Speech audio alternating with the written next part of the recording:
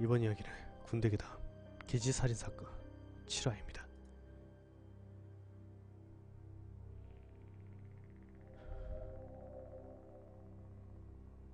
무슨 약속이죠? 지금의 모든 주변 환경이 저와 김병장이 사건 현장을 방문했을 때 상황과 같습니다. 대인님은 지금 우리 중에 누가 귀신이 들릴지도 모른다는 말씀이신가요? 걱정돼서 하는 말입니다. 만약 하나라도 그런 일이 벌어진다면 우리는 살아 돌아오지 못할 수도 있어요. 어느 한 명이 미쳐 날뛰기라도 한다면 지금 뒤에 있는 공구들이 치명적인 무기가 될 수 있습니다. 이 말에 수사관이 깊은 한숨을 내쉬었다. 그럼 어떻게 하자 말입니까? 처음에 김병장이 이상한 행동을 했을 때 제가 김병장을 향해 주먹과 발기질을 한 적이 있습니다. 그랬더니 김병장이 정신을 차리는 겁니다. 그럼 둘 중에 하나 누군가가 귀신 들렸다 판단되면 사정없이 후려쳐라 이겁니까? 현재로서는 그 방법밖에 없습니다. 별거 아니구만. 일단 알겠소. 나는 고개를 돌려 사정없이 빗줄기가 분쇄되고 있는 앞유리를 바라보며 조용히 말을 이었다. 부디 아무 일도 일어나지 않길 바랍니다. 사건 현장에 도달하자 주변은 칠흑 같은 어둠 속에서 내리는 빗줄기로 사물을 분간하기 힘들 정도가 되었다.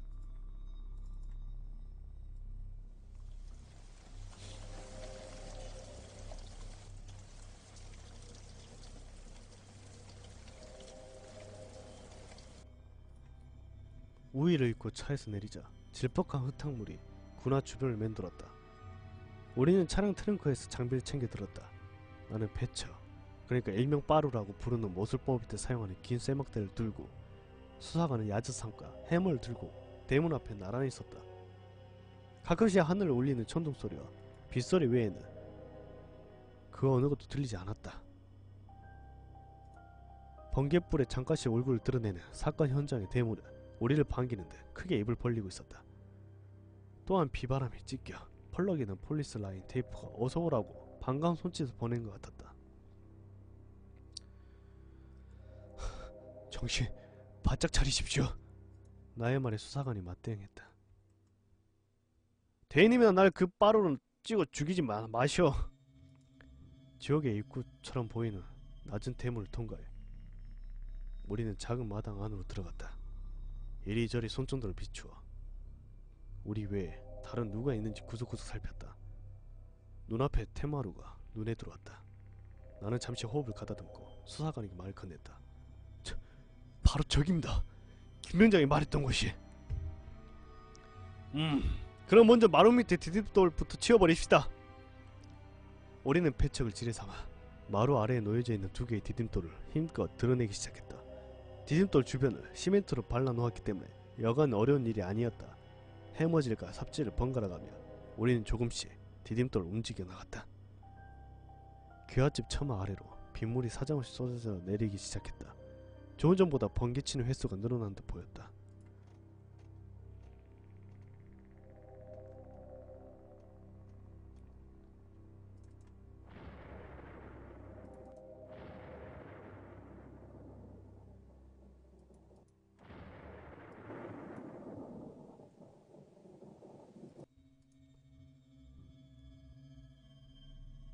번개불이 번질 때마다 마당을 중심으로 주변이 환하게 밝아졌다.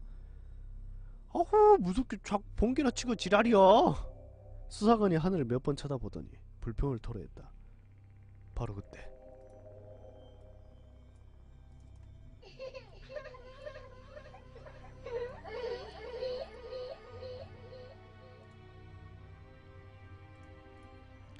내 귓속에 고막을 울리는 작은 아기의 울음소리. 빗소리에 섞여 있었지만 분명히 들린다. 나는 즉시 행동을 멈추고 쪼그린 자세를 유지한 채 침을 한 번 꼴깍 삼켰다. 대인님! 왜 그래요? 수사관이 걱정스러운 듯 땀인지 빗물인지 모를 액체를 흠뻑 젖은 내 얼굴을 바라보며 말을 걸었다. 나는 아무런 대답 없이 다시 한 번 침을 삼켰다. 그리고 낮은 숨소리로 그에게 물었다. 안 들립니까? 뭐요? 애기 소리? 네, 애기 소리. 내 말에 수사관이 주변을 이리저리 손정도로 비추기 시작했다. 어라? 나 안 들리는데? 진짜로 들려요? 손전등을 통해 주변에 관찰하던 수사관이 나의 얼굴을 비추며 말리었다. 비 오면 고양이 소리가 애기 소리처럼 들리기도 해요. 수사관은 나를 안심시키려 하는 것 같이 보였지만 그의 미세하게 떨리는 목소리는 그것이 거짓말이라고 말하고 있었다. 순간 번개가 연속으로 플래시를 터뜨렸다. 나는 수사관을 바라본 채 종소리부터 꼬리뼈까지 쫙 얼어버렸다. 마당 한가운데 누가 서 있는 것이다. 얼굴은 수사관을 향하고 있는데 왼쪽 견눈으로 그가 보이는 것이다. 나의 왼쪽 뺨이 싸늘하게 씌어갔다. 뒤늦게 번개를 따라 온 총동이 사방에 울려 퍼졌다.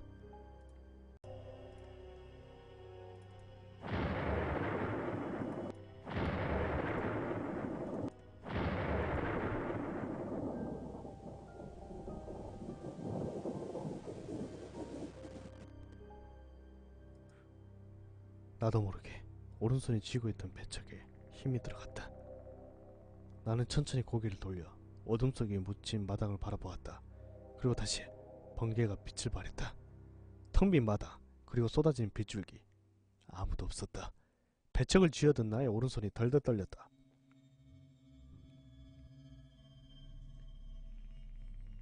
어이! 괜찮아? 소화관이 나의 어깨에 손을 탁 얹으며 물었다.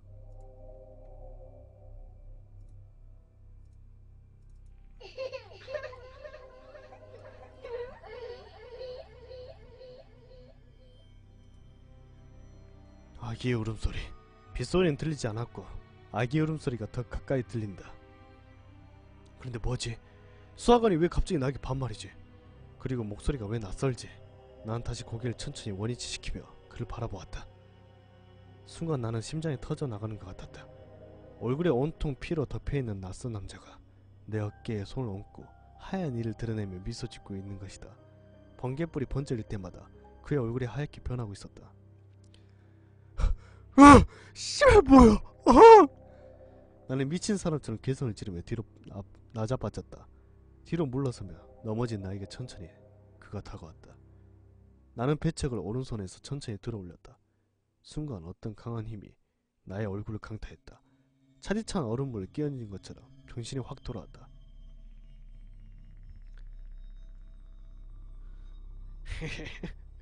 여길 왜 왔어? 군발이 새끼. 그러나 그의 괴상한 음성은 멈추지 않았다. 너 누구야?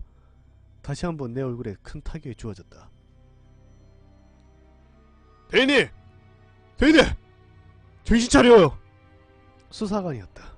뒤로 넘어진 자세로 헐떡이는 나에게서 수사관은 배척을 뺏어들었다. 미쳤어요? 정신 차려요! 예? 두 눈을 부릅뜨고 뒤로 넘어진 자세로 헉헉대는 날 향해 세 번째 손이 나에게 날아들어왔다. 난 날아오는 그의 손을 덥석 잡았다. 그만. 수사관은 계속해서 나의 얼굴을 살폈다. 이제 괜찮습니다. 헛것이 보였어요. 난 놀란 가슴을 쓸어내리며 마음을 진정시켰다. 이제야 주변의 빗소리가 귀에 다시 들어왔다. 수사관이 걱정스러운 듯 말 건넸다.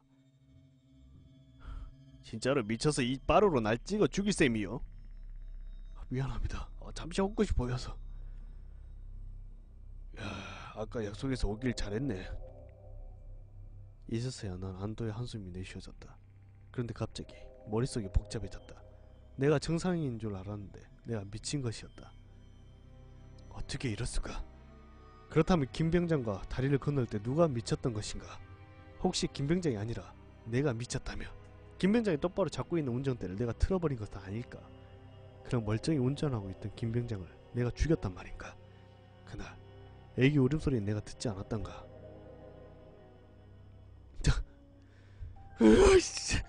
씨발 말도 안 돼. 머리를 움켜쥐며 울부짖는 나에게 수사관이 호통을 쳤다. 왜 그래요 박대위? 이번에 군합발로 맞고 싶소. 그래, 김병장과 나 우리는 둘 다 죽을 운명이었다.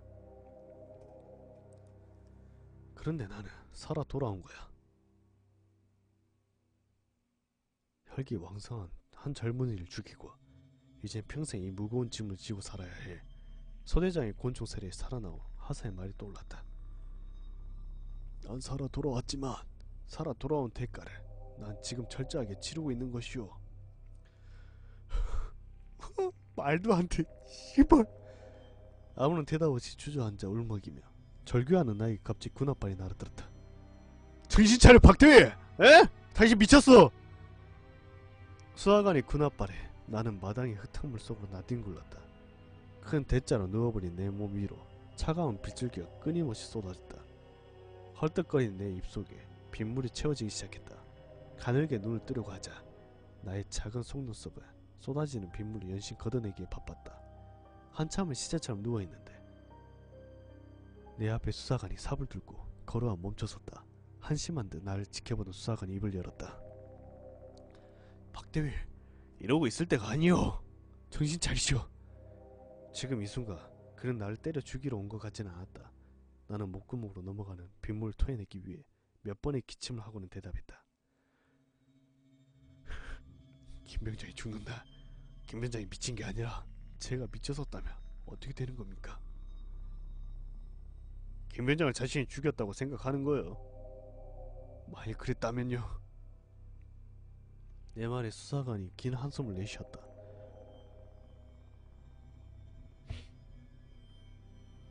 임명은 제천이라고 하지 않았소.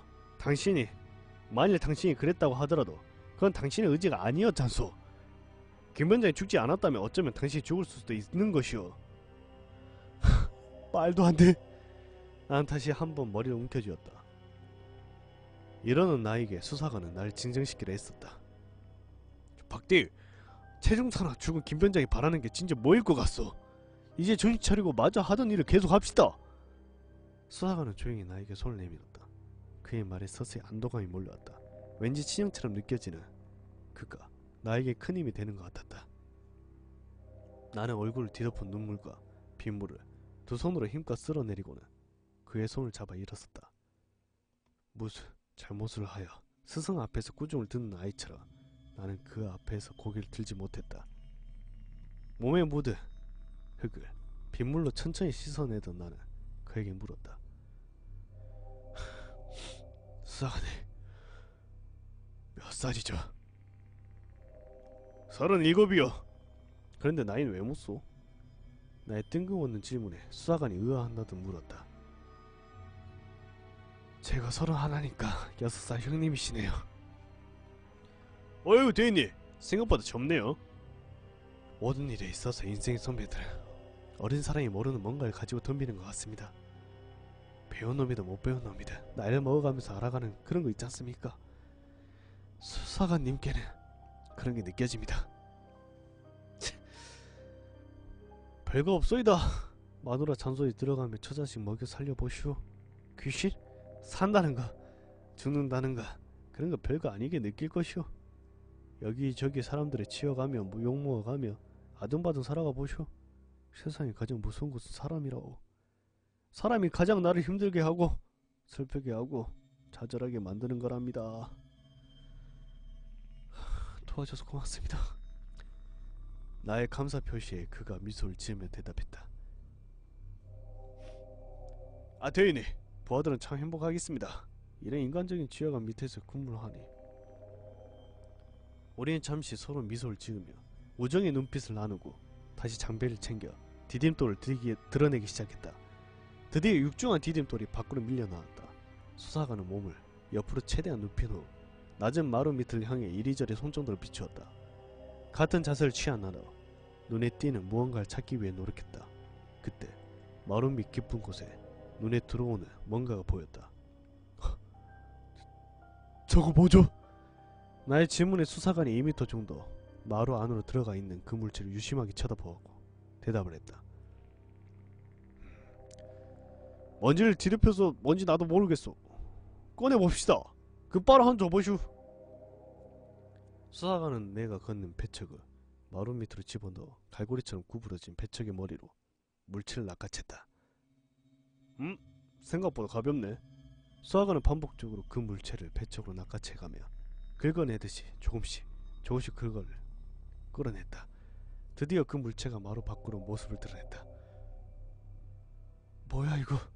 촉감이 섬유질이었다. 먼지를 몇 번 털어내자 우리는 그것이 담요 종류라는 걸 깨닫게 되었다.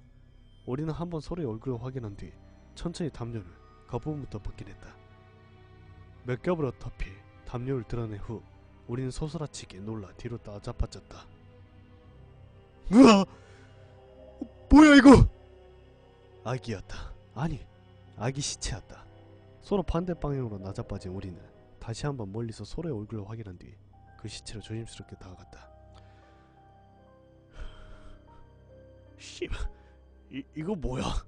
손전등을 비춘 수사관이 연신 두려움이며 탄식을 내뱉었다. 돌도 넘기지 않는 아기의 시체였다. 어찌된 영문인지 신기하기도 시체는 썩지 않고 미라처럼 검게 말라 있었다. 머리 부분에 남아있는 많은 양의 검은색 머리카락이 그 신비함을 더했다. 아니, 왜 이런 곳에 애기 시체가 있는 거지? 이리저리 손전등을 비추며 살피던 우리는 작은 쪽지를 하나 발견했다. 건드리면 갑자기 죽은 아기가 깨어나기라도 한 것 같은 생각에 수사관은 그 쪽지를 두 손가락으로 조심스레 집어들었다. 누렇게 편색된 그 종이를 펼치자 잉크가 거의 탈색되어 잘 보이지 않는 작은 글씨가 눈에 들어왔다. 수사관은 그 작은 글씨에 손정도를 가까이 비춰가며 읽어갔다.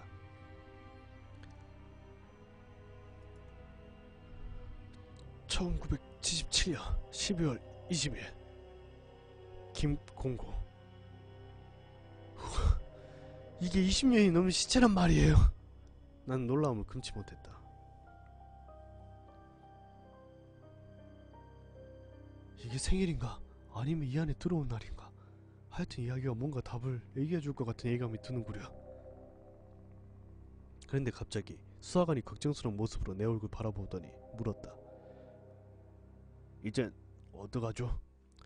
어떡하긴요. 관할 경찰서에 신고해야죠.